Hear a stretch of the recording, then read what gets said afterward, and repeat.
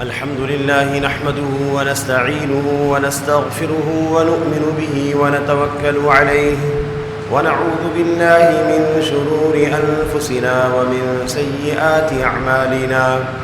من يهده الله فلا مضل له ومن يضلله فلا هادي له. ونشهد أن لا إله إلا الله وحده لا شريك له.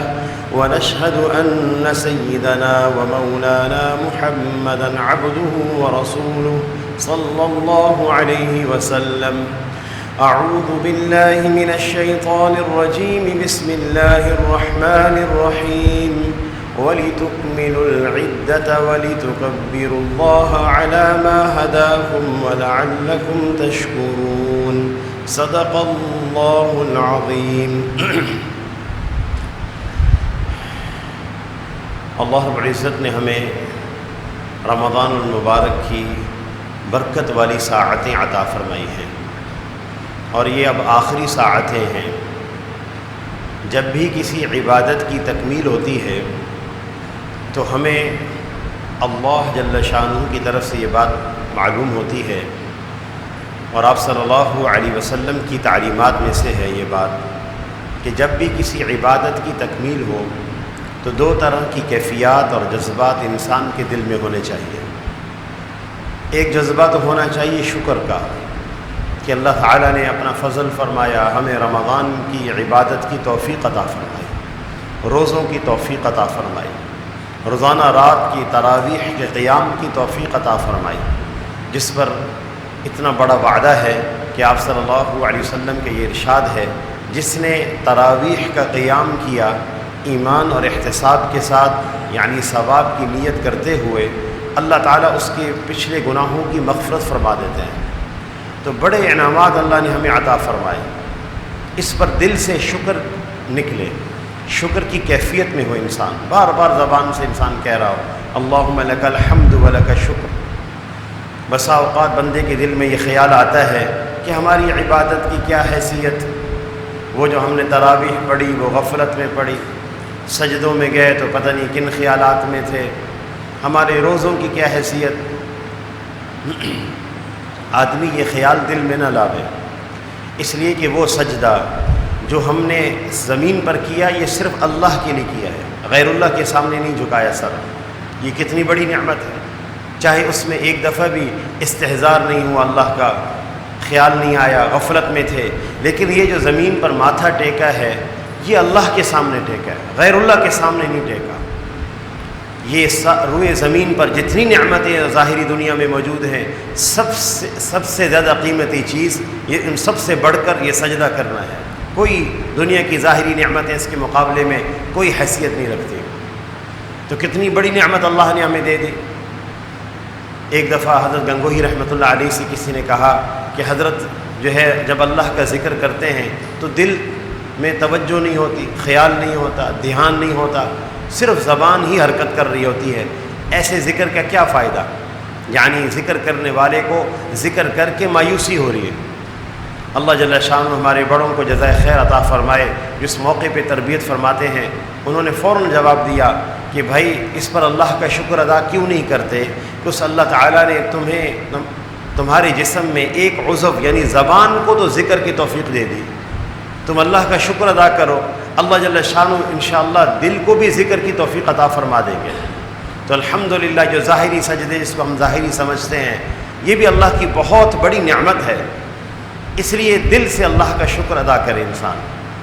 اور دوسری کیفیت کسی بھی عبادت کی تکمیل پر یہ ہونی چاہیے کہ بندے کو اللہ سے ڈر بھی لگ رہا ہو، بندہ اپنے گناہوں سے معافی بھی مانگے، اپنی عبادت کی کوتاہی پر اللہ سے معافی مانگے.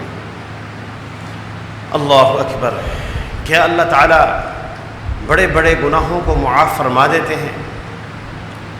کیا جب انسان اللہ سے معافی مانگے تو کیسے مانگے، کس طرح مانگے؟ یہ دو باتیں ہیں. یاد رکھیے کہ قرآن کے اندر بھی اور آپ صلی اللہ علیہ وسلم کی سنت و احادیث مبارکہ میں ہمیں معافی مانگنے کے بارے میں دو طرح کے الفاظ ملتے ہیں جن کا ذکر ہم خود اپنی زبان پہ لاتے رہتے ہیں. توبہ کرنا اور استغفار کرنا، توبہ کرنا اور استغفار کرنا.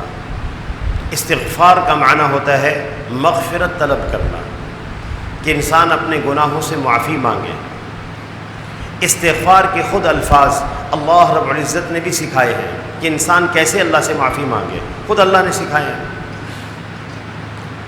جیسے کوئی آدمی کسی جگہ جاب کے لیے جائے تو ایم ڈی آدمی کو اپنے پاس بلا کر خود کہے کہ بھائی اس طرح عرضی لکھو تاکہ ہم قبول کریں، قبول بھی انہوں نے کرنی ہے، لکھوائیں بھی وہی رہے، تو بھائی کیسے یہ عرضی قبول نہیں ہوگی؟ تو ہم گناہوں سے معافی کیسے مانگے؟ اللہ نے ہمیں خود الفاظ سکھائے۔ ہمارے جد امجد حضرت آدم علیہ السلام سے ایک کوتاہی ہو گئی تھی، ہم یہ نہیں کہتے کہ ان سے گناہ ہوا، ہم یہ نہیں کہتے، کوتاہی ہو گئی تھی، شیطان نے وسوسہ ڈال دیا تھا، تو اس پر انہوں نے اللہ سے کیسے معافی مانگی؟ قرآن پاک میں آتا ہے فَتَلَقَّى آدَمُ مِن رَبِّهِ كَلِمَاتٍ، حضرت آدم علیہ السلام نے اپنے رب سے کچھ کلمات لیے، سیکھے، فَتَابَ عَلَيْهِ، پھر ان کلمات کے ذریعے سے اللہ سے توبہ کی، معافی مانگی۔ وہ کلمات اللہ نے خود قرآن پاک میں ہمیں سکھائے ہیں۔ جب اللہ خود تعلیم دے رہے کہ تم اس طرح ہم سے معافی مانگو، قبول بھی اللہ ہی نے کرنا ہے، تو پھر ان الفاظ کہنے پر اللہ ہمارے گناہوں کو کیسے معاف نہیں کریں گے؟ وہ الفاظ یہ ہیں ربنا ظلمنا انفسنا۔ اگر ترجمے کی طرف دھیان ہو تو پھر آدمی کو دعا مانگتے ہوئے لطف آتا ہے۔ ربنا ظلمنا انفسنا، اے ہمارے رب ہم نے اپنے جانوں پر ظلم کیا ہے۔ وَإِن لَّمْ تَغْفِرْ لَنَا وَتَرْحَمْنَا، آپ اگر ہماری مغفرت نہیں کریں گے، ہم پر رحم نہیں کریں گے، لَتَكُونَنَّ مِنَ الْخَاسِرِينَ، تو ہم تو خسارے والوں میں سے ہو جائیں گے۔ آدم علیہ السلام کو یہ الفاظ سکھائے، تو خود قرآن پاک میں مغفرت مانگنے کی تعلیم ہے، کس طرح مانگو، اور آپ صلی اللہ علیہ وسلم کا بھی ارشاد ہے کہ ہم اللہ سے کیسے معافی مانگیں، کون سے الفاظ ہونے چاہیے۔ ابو داؤد شریف کی روایت ہے، آپ صلی اللہ علیہ وسلم کا یہ ارشاد ہے کہ جو آدمی 5 دفعہ یا 7 دفعہ یہ کلمات کہے استغفر اللہ الذی لا الہ الا هو الحی القیوم واتوب الیہ، اگر سمندر کی جھاگ کے برابر بھی گناہ ہوں تو اللہ تعالیٰ معاف فرما دیتے ہیں۔ کیا اللہ تعالیٰ بڑے بڑے گناہ معاف کر دیتے ہیں؟ کیا اللہ تعالیٰ بڑے بڑے گناہ معاف فرما دیتے ہیں؟ یاد رکھیے اس میں کچھ باتیں سمجھنا ہوں گی ہمیں۔ رمضان کی آخری ساعتیں ہیں بابرکت، ان کو غنیمت جاننا ہے، ان کو غفلت میں نہیں گزارنا۔ ہم اس بات کا جواب سننے سے قبل یہ بات سمجھیے گا کہ اللہ رب العزت نے ہمارے اوپر 2 طرح کی ذمہ داریاں رکھی ہیں، حقوق اللہ ہیں اور حقوق العباد ہیں۔ ایک اللہ کے حقوق ہیں، جیسے نماز ہے، روزہ ہے، زکوٰۃ ہے، حج ہے، یہ اللہ کے حقوق میں سے ہے۔ اللہ کے حقوق میں سے کوئی حق رہ گیا ہے تو ہم اس پر معافی بھی مانگیں گے، توبہ بھی کریں گے، اور اس حق کو ادا بھی کرنا ہماری ذمہ داری ہے۔ جیسے نماز ہے، خدا نخواستہ نمازیں قضا ہو گئیں، رہ گئیں، اب ہم اس پر معافی بھی مانگیں گے اور نمازیں ادا بھی کریں گے۔ یہ نہیں ہوتا کہ آدمی کی نمازیں بھی معاف ہو گئیں، ایسا نہیں ہے۔ اللہ رب العزت نے آپ صلی اللہ علیہ وسلم کو کئی خوبیوں سے نوازا تھا، ظاہری اعتبار سے بھی، باطنی اعتبار سے بھی۔ ظاہری اعتبار سے اتنی خوبیاں دی گئی ہیں کہ حضور صلی اللہ علیہ وسلم کے جسد اطہر سے خوشبو آتی تھی، جس جگہ سے گزر جاتے تھے وہ راستہ خوشبو سے مہکتا رہتا تھا۔ بس گئی ہے فضا میں نکہت حسن، وہ جہاں بھی جدھر سے گزرے ہے، عجیب شان تھی۔ تو اتنی خوبیوں سے اللہ نے نوازا تھا۔ اللہ چاہتے تو ہمارے نبی صلی اللہ علیہ وسلم کی کوئی نماز ان کی زندگی میں قضا نہ ہوتی، لیکن اللہ کی منشا یہ ہوئی ہمارے نبی صلی اللہ علیہ وسلم کی نمازیں قضا ہوئیں۔ جنگ احزاب میں، جنگ خندق میں، جنگ کے دوران 3 نمازیں ظہر، عصر اور مغرب قضا ہو گئیں، اور بے بسی کے عالم میں قضا ہوئیں۔ موقع نہیں تھا، کیفیت حالات ایسے تھے، پڑھ نہیں سکتے تھے۔ آپ صلی اللہ علیہ وسلم نے نمازوں کی قضا کے موقع پر بددعا بھی فرمائی مشرکین کے حق میں اللہ ان کو ہلاک کرے کہ وہ ہماری نمازوں کے فوت ہونے کا ذریعہ بنے۔ اس کے بعد آپ صلی اللہ علیہ وسلم نے یہ نمازیں قضا فرمائی۔ اس لیے ہمیں جو سنت سے ضابطہ ملتا ہے کہ جو نماز رہ جائے گی اس کو قضا کیا جائے گا، وہ ویسے مطلق معاف نہیں ہو جائے گی۔ جو بے بسی کے عالم میں نمازیں چھوٹی ہیں ان کی تو قضا ہے، جو جان بوجھ کر چھوڑی جائیں تو ان کی قضا نہیں ہوگی کیا؟ بڑے باہمت لوگ ہوتے ہیں، 10 سال 15 سال 20 سال کی لوگوں نے ماشاءاللہ نماز قضا کر کے مکمل کر لی، ہر فرض نماز کے ساتھ ایک نماز پڑھنے کا معمول بنا لیا، الحمدللہ نمازیں مکمل ہو گئیں۔ اور اگر روزے قضا ہو گئے، وَعَلَى الَّذِينَ يُطِيقُونَهُ فِدْيَةٌ طَعَامُ مِسْكِينٍ، اگر ہمت ہے تو روزے رکھے۔ اگر انسان کی عمر بڑی ہو گئی ہے، ڈاکٹر کہتے ہیں کہ فرض روزے رکھ لے تو بہت ہیں، تو پھر یہ آدمی ہر روزے کا ایک فدیہ دے دے، اور وہ فدیہ ایک روزے کا 2.25 کلو گندم ہے، جس کی قیمت کم و بیش 100 روپے بنتی ہے، تو 3000 روپے رمضان کے روزوں کا فدیہ ادا کرے جو ذمہ قضا میں رہ گئے۔ اور جو حقوق العباد ہیں، حقوق العباد ان کی ذمہ داریاں کیا ہیں، وہ کیسے معاف ہوتے ہیں حقوق العباد توبہ کرنے سے؟ یاد رکھیے حقوق العباد 2 طرح کے ہیں، ایک ہے مالی حقوق، کسی کا مال واپس کرنا ہے، قرضہ لیا ہوا ہے واپس کرنا ہے، نہیں کر رہے، یہ حق جب تک قرضہ واپس نہ کیا معاف نہیں ہوگا، محض توبہ کرنے سے معاف نہیں ہوگا۔ آپ صلی اللہ علیہ وسلم نے ایک دفعہ فجر کی نماز پڑھائی اور اس کے بعد اپنے مجمع کی طرف رخ کر کے صحابہ کی طرف رخ کر کے فرمایا، تمہارے ایک بھائی کو جو فوت ہو چکے ہیں ان کو جنت کے دروازے پہ روک دیا گیا ہے، تم چاہو تو اس کو جنت میں داخل ہونے کا ذریعہ تم بن جاؤ، چاہے تو اس کو روکے رکھو۔ صحابہ اکرام نے پوچھا یا رسول اللہ کیا معاملہ ہے؟ آپ نے فرمایا اس کے ذمہ قرض ہے، اس کو جنت کے دروازے پہ روکا گیا ہے، داخل نہیں ہونے دیا جا رہا۔ ایک آدمی یہ ہے کہ جس کے دل میں نیت ہے قرض کی ادائیگی کی، اس کا معاملہ اور ہے۔ حدیث میں واضح آتا ہے جو شخص قرض لے اس نیت سے کہ میں اس کو ادا کروں گا، اللہ تعالیٰ اس کی ضرور مدد فرماتے ہیں، اس کی قرض کی ادائیگی کا نظام بن جاتا ہے۔ لیکن جس کی قرض کی ادائیگی لیتے وقت نیت ہی نہیں ادا کرنے کی، یہ پورے مال میں ہلاکت اور بربادی کا سبب بن جائے گا۔ کتنا بڑا نقصان آخرت کے اعتبار سے۔ اور پھر اسی طرح جو وراثت کے حقوق مارے گئے، ورثاء کو حق نہیں دیا، بہنوں کو حق نہیں دیا، کچھ بھائیوں کو حق نہیں دیا تو تھوڑا دیا، وراثت کا حق مار لیا۔ ایسا ماحول بنایا جاتا ہے کہ بہنیں اپنی زبان سے کہیں کہ جی ہم نے معاف کر دیا بھائیوں کو، ہم نے تو معاف کر دیا بھائیوں کو۔ حضرت تھانوی رحمۃ اللہ علیہ نے فرمایا اس طرح معاف کرنے سے کوئی معافی نہیں ہوتی، ہر وارث کو اس کا حق اس کے ہاتھ میں رکھو، اس کو ادا کر دو، اور پھر وہ اپنی مرضی سے چاہے معاف کرے یا نہ کرے۔ ماحول ایسا بنایا جاتا ہے، پیغام بھیجا جاتا ہے بھائی کو قبول کرنا یا زمین میں حصہ لینا ہے، ایک بات طے کرو، کیونکہ ماحول کا حصہ ہے کہ جن بہنوں نے حصہ لیا وراثت میں ان کی بھائیوں سے بول چال بند۔ یہ بھائی بھی جو کم از کم سوچ لے اس روایت کو، کتنی زندگی ہم جئیں گے اس دنیا میں، کتنا جینا چاہتے ہیں ہم، کتنا رہنا چاہتے ہیں؟